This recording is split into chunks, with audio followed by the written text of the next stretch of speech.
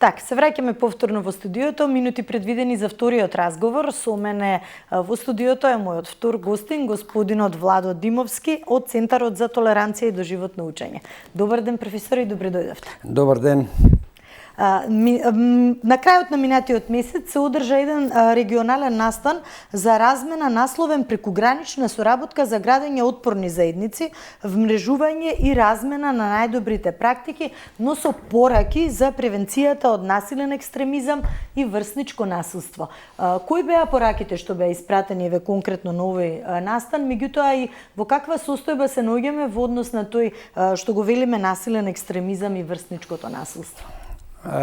Прво да кажам дека овој настан го организираше Отворена портала Страда со своји соработници, невладини организации и така натаму. Ние сме дел од, како центар, заедно со Страда сме дел од еден конзорциум во Македонија, кој работи веќе четврта-петта година на превенција од насилниот екстремизам и врсничкото насилство. Потоа работи на дел на рехабилитација на радикални структури и така натаму. Продолжуваме да работиме, нели? Овој настан беше всушност некој си извештаен период, така да кажам, со учесници од Албанија и од Косово и секако од Македонија, ние кои бевме, каде што се презентира одредени позитивни примери, позитивни практики кои се применуваа во изминатиот период, што и како е направено во делот на превенцијата и во делот на рехабилитацијата на овие активности. Но она што првично треба да го направиме, нели да го детектираме каде лежи проблемот, коренот на проблемите кога се зборува еве за врсничкото насилство. Имајќи во предвид дека како одраз на општествените случувања кои што пак се рефлектираат, нели, во и кај помладата популација, особено адолесцентите, кои полека навлегуваат во светот на возрастните, но се чини дека оние не можат да бидат изолирани или изоставени директно од влијанието на насилството.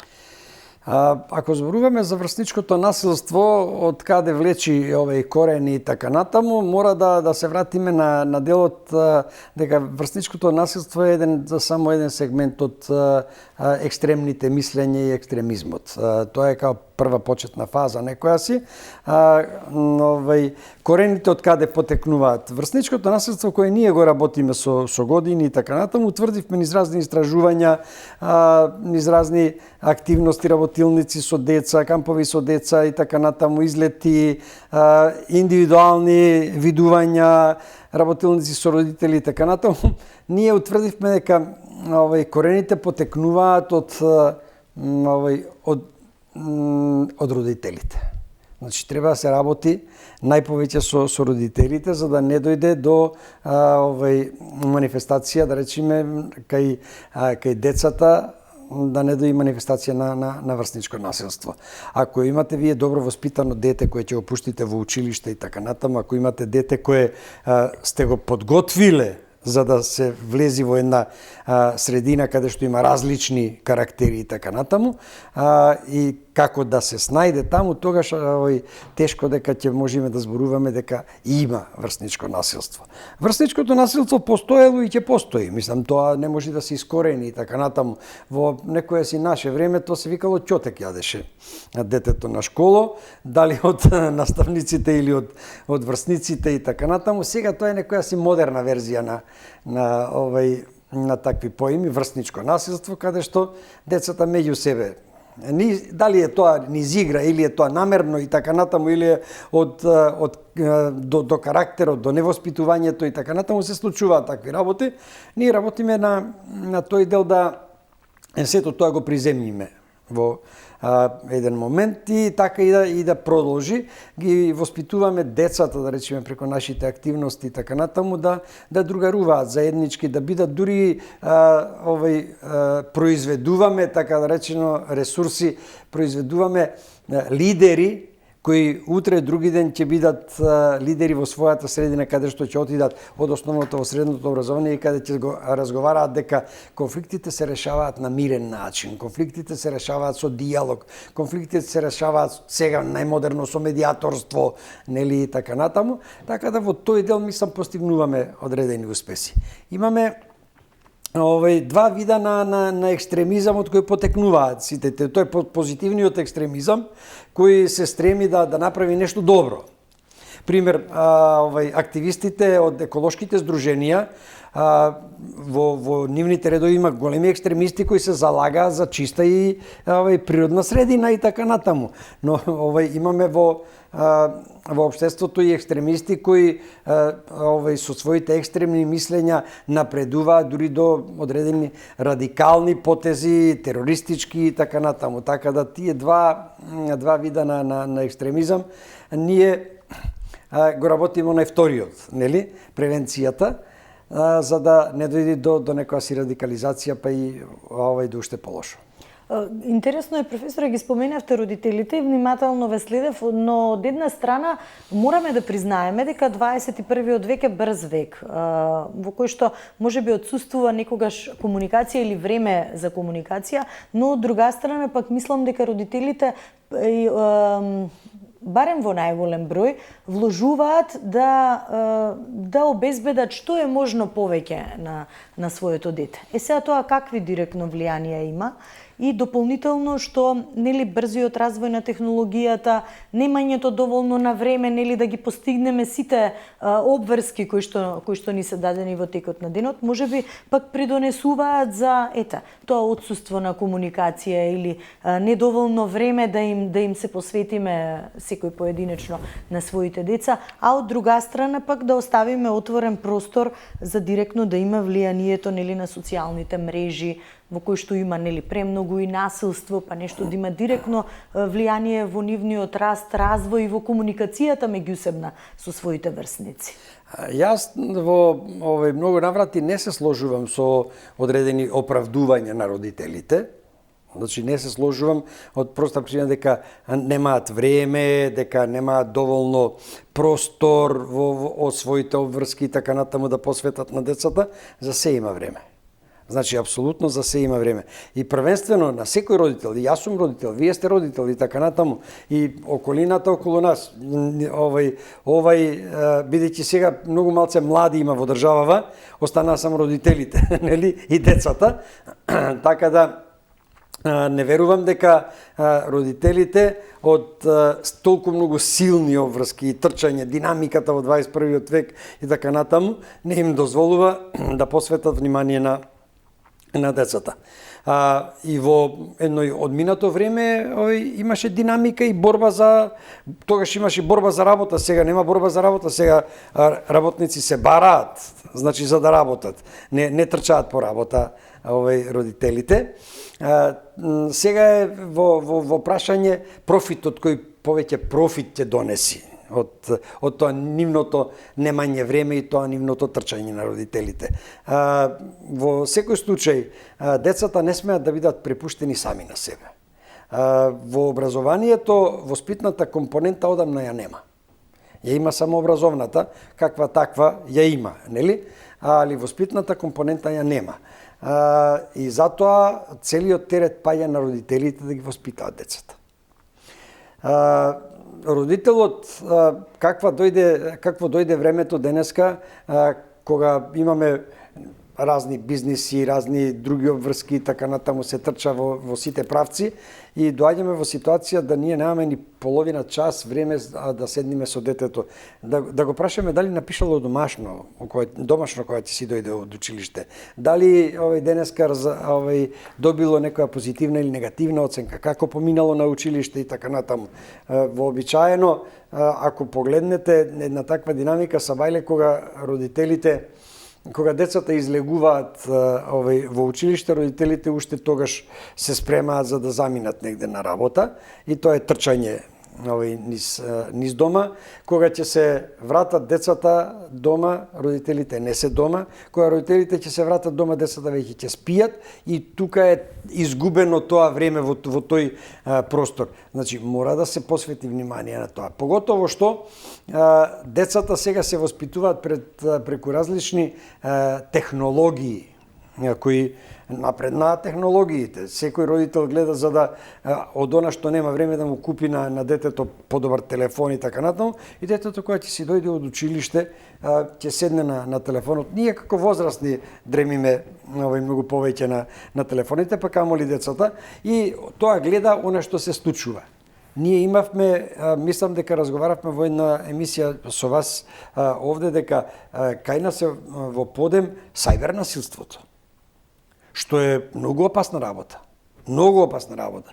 Јас се радувам што, да речеме, во некој период од пред 4 до 5 месеци имаше голем подем на сајбер насилството, имаше многу објави на YouTube каде што има насилство во училишта, насилство на улица, дури претплатени канали имаше за да гледаат насилство, и тогаш ние како граѓански организации скренавме внимание, го свртев вниманието на јавноста и на институциите да тоа го исконтролираат, бидејќи институциите може да го исконтролираат тоа, друг не може да го исконтролира. Дури ни родителите не можат, затоа што ако не се дома, децата не може да ги контролираат во тој дел, и мислам дека се постигна некој напредок. Веќе јас ги следам тие работи низ наша работа, веќе нема такви видеа објавувања и така натаму. Па до кога ќе трае тоа, да сме здрави живи. Добро, има и неколку иницијативи на училишта нели во земјава да мобилните телефони да се одземаат на почеток на часот, да им се враќаат на децата нели на крајот од часовите, се со цел да бидат пофокусирани нели во самата настава. Добро, за сега тоа е на иницијатива на училишта. Меѓутоа, како тоа ќе се одвива во иднина ќе видиме. Може би како пракса. Има и во пракса. Јас зборував во една емисија дека први тоа го введоа во Македонија во училишта во Пекчево. Они им ги одзедоа телефоните, им ги одзедоа. Не им ги одзедоа во буквална смисла. Така, на почеток на часовите ги оставаат, а потоа им ги враќаат ги оставаат телефоните надвор од училницата, за да не можат децата да им звонат телефоните или да вибрираат телефоните, да му го свртува вниманието и така натаму. Сега слушам вака во јавноста, бидејќи се подготуваат изборите локални да дојдат, сега градоначалниците го користат тоа како адут, еве ние со децата во нашата општина и така натаму ќе направиме тоа и тоа и тоа. Зашто дозволиле тоа да биде така?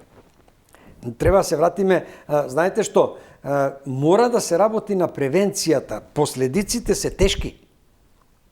Тешко е да воведите вие последица, да им го земите сега телефоните, па тука ќе има побуна на деца, ќе има побуна на родители, па ќе се фаќаат врски, овој родител кај градоначалникот бил добар, па не бил добар, па директорот, па и така натаму. Ќе има доста пишувања во јавност, реакции и така натаму. Но ако градоначалниците работеа на превенцијата, можеби не ќе требаше на последиците да работат. Така да, ако се сеќавате, имаше реакции во јавноста, кога веќе тоа почна да биде масовна појава да носат деца на телефони, како имаше дел од наставниците, дел од професорите изјави кои вика на среден час му звони телефонот, итно морам кај мајка ми, да сега мајка ми звони. Па како до пред 3 години не им звонеше мајката? На што можеше да им звони? Значи ќе се јавеше кај директорот во училиштето, ако е нешто, не дај Боже, итно, или во службата на училиштето, па ќе отиде дежурниот во одделението или во класот, ќе го повика детето, ако не дај Боже е нешто итно. Сега стана итно и да праша дали ручало детето дома или не ручало пред да оди на училиште. Ги споменавте работилниците во повеќе градови или низ Македонија. Каков тип на работилници се потребни кога се зборува за овој проблем со врсничкото насилство? Ние работиме во повеќе училишта. Онаму каде што да речеме, имаме пријави за одредени појави на врсничко насилство, ние пристапуваме иако не ни се тие училишта во планот за работа за таа година и така натаму. Имаше такви случаи со 2-3 општини каде што имаше, ние као организација сме и во тој дел профилирани и имаше јавување во тоа и тоа училиште, има некои појави и така натаму, веднаш пристапивме. Онаму каде што се работат работилници во делот на мирното решавање на конфликти, кажав, мир, булингот секако е застапен како работилница во тој дел, бидејќи го има, секогаш и го имало, нели? Но се превенира во тој дел. Онаму каде што да речеме сакаме да постигнеме поголеми успеси, иницираме одредени конфликти на самата работилница, за да видат децата што е и како е, да препознаат и така натаму, и се впуштаат на нашите тренери во работа со тие деца, дали поединачна или групна работа на санирање на создадениот проблем или помирување на две групи, на двајца ученици и така натаму, и сето тоа на една до две работилници да се гледа и успехот понатаму со нивното другарување.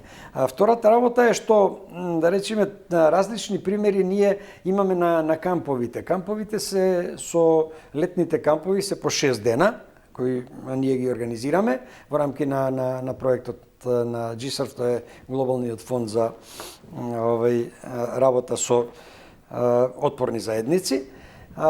На тие кампови се различни групи, од различни општини, од различни училишта, не се познаваат и така натаму, и таму секој пат владее стравот дека може да дојде до конфликт при прво видување или при првиот ден кога ќе одат на ручек или кога ќе излезат во град и така натаму, или кога ќе дојдат на работилница, и тука се работи на таа превенција од самиот почеток. Се работи 6 дена активно и масовно се работи со децата. Професоре, често пати кога се зборува за врсничко насилство му се става етнички предзнак. Но дали проблемот лежи во тоа што многу малце младите сакаат да знаат за своите другарчиња од друга етничка припадност, и колку можеби разговорот и комуникацијата, заедничката комуникација, почитување на различностите, на културата, на традицијата може да придонесе за да изградат поздрави односи и поздрава општествена слика. Јас не би рекол дека малце знаат младите, децата, околу тие етнички разлики. Може би малку знаеа пред некои 30 и повеќе години и така натаму. Но со она што сега се случува во Република Македонија, исполитизираноста, дури злоупотребата на децата за политички цели, за одредени активности, партиски митинзи и така натаму кампањи, децата веќе знаат дека овие се клетите шиптари или овие се ѓаурите. Апсолутно. Што јас не се сложувам да така ги воспитуваат децата, не родителите, него да ги воспитува општеството така децата. Ние си дозволивме да општеството ги воспитува така децата, што е многу лошо. Тоа е многу лоша појава. Но во последно време мислам дека нема, и врсничкото насилство ние не го препознавме како насилство помеѓу етнички заедници. Ние го препознавме врсничкото насилство како насилство помеѓу врсници, помеѓу деца, помеѓу млади, па и возрастни. Односно, ние го препознавме прво врсничкото насилство како политичко насилство врз граѓаните, па за да дојдеме до заклучок дека возрастните го преминуваат многу повеќе, децата гледаат од нив и децата учат од нив. Така да, затоа се одлучивме ние да работиме превентивно кај децата, а белки возрастните ќе сватат дека не треба тоа да го прават. Во кои се градови имаше вакви работилници? Колку за во иднина се планирани работилници? Сигурно се интерактивни, нели, да вклучат повеќе сегменти во самото училиште, учениците, родителите, семејствата и така натаму. И како ќе се одвиваат овие активности во иднина? Ние како центар работиме во 3 региони. Тоа е Тетовско-гостиварскиот, Полошкиот, да речам, регион, со помалите општини, Скопскиот и Комуновскиот, но има и наши колеги од други граѓански организации кои работат и во други. Пример, не работат во Скопје, работат во Делчево, работат во Битола, Струга, Македонски Брод и така натаму и така натаму. Работат и различни активности работиме. Значи, дел од нас работат на превенција од насилниот екстремизам, врсничкото насилство, радикализмот и така натаму со деца. Ние претежно работиме врсничко насилство од проста причина што не можете на дете од 6 оделение да му објасните како екстремизмот прераснува во радикализам или тероризам. Дури тоа ќе го оптеретите тоа дете уште на во 6 оделение со некои си поеми, со некои си случки каде што морате и примери да му кажете што е тероризам, нели? Додека па од друга страна работиме со родителите со кои отворено разговараме. Во најново време започнуваме да работиме со советите, локалните совети за превенција во општините. Ние во текот на 25-та година имаме 5 дводневни обуки во различни периоди, нели, различни месеци, каде што на тие обуки ќе имаме наставници, стручни соработници од училиштата, родители од советите на родители, дури и представници од локалните совети за превенција од општините. Веќе се договоривме со две општини да имаме и такви представници кои ќе бидат носители на идните активности за превенција во своите општини. Да не бидат тоа тела кои ќе препознаваат само пожари, поплави и катастрофи, него рано препознавање на екстремизмот и врсничкото насилство е една од приоритетите на секоја општина и на секоја заедница. Каков беше интересот според она што до сега го реализиравте? Па можам да кажам одличен. Значи, ние постигнавме забележителни резултати во тој дел и успеси. Некаде одржавме над 140 работилници со деца и нешто повеќе од 50 со родители, наставници и стручни соработници во овие 3 региони каде што ги спомнав што работиме. Успесите се доста големи, затоа што во ниедно од тие училишта можам со сигурност да тврдам, во кои имало појави на врсничко насилство, во моментов нема. Или под нас се крие. Но, знаете што, може да крие било кој така натаму родителите или што ја знам, но децата се многу искрени, децата ќе си кажат. А ние работиме со деца, така да нема такви забележителни. Имате се низ игра каде што ќе може да се турнат децата натаму и на часот по физичко може да дојде до одредено кошкање или повреда, но тоа не е насилство. Тука веќе се работи за другарување низ игра и така натаму. Од она што како последен настан што го споминавме, што се одржа регионалниот настан за прекугранична соработка за градење на отпорни заедници, бидејќи се зборува за регионално ниво, кои се искуствата споредбено од она што и кај нас се работи, кај нас се детектира како проблем, се работи, рековте, многу на превенцијата, меѓутоа се црпат ли искуства од останатите, да кажам, активности надвори во регионот? На оваа регионална средба ние многу повеќе разговаравме и на другите координативни средби што ги имаме со конзорциумите и така натаму. Многу повеќе разговараме ние за екстремизмот, радикализмот и тероризмот. Ако приметивте во онај дел од агендата, од конференцијата, од средбата која беше, таму ги имавме националните координатори за борба против екстремизам, радикализам, тероризам и така натаму на земите учеснички. Значи разговаравме многу повеќе за тоа, разговаравме какви успеси сме постигнале како држави. Да, бидејќи тоа е и регионален и глобален проблем, на кој што многу пати се зборува. Па ние минатата година имавме, учествуваат тука и Босна и Херцеговина и повеќе држави и така натаму. Оваа година беа само 3 комшиски, многу повеќе разговаравме за рехабилитацијата на повратниците од странски војски, бидејќи од овие земји на Балканот има доста борци кои се борат во некои си странски војски. Имаме доста случаи во ИСИС, па сега имаме во Украина и така натаму, онаму каде што има воени жаришта.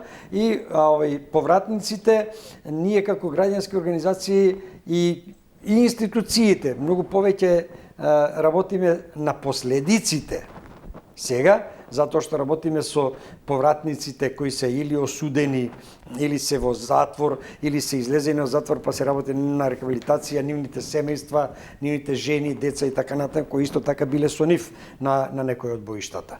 Има ли нешто статистика, бројки можеби со кои што оперирате за вакви случаи? Па добро, има. Јас не би оперирал со бројки.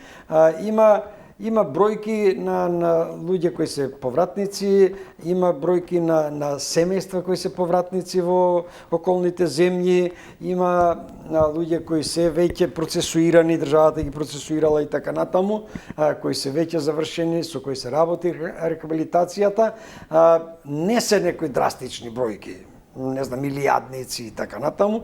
Тука се движат до кај 50 на 100 по различни држави.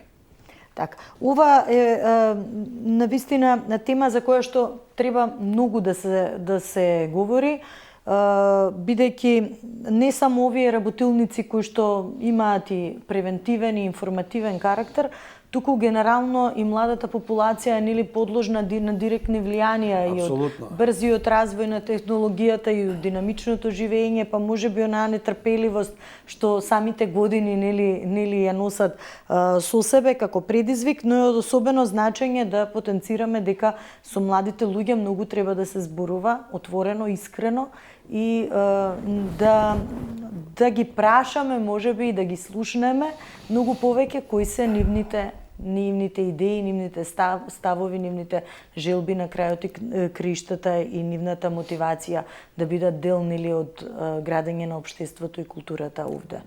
Овие активности кога започна се работеше многу повеќе во моментов се работи на превенцијата.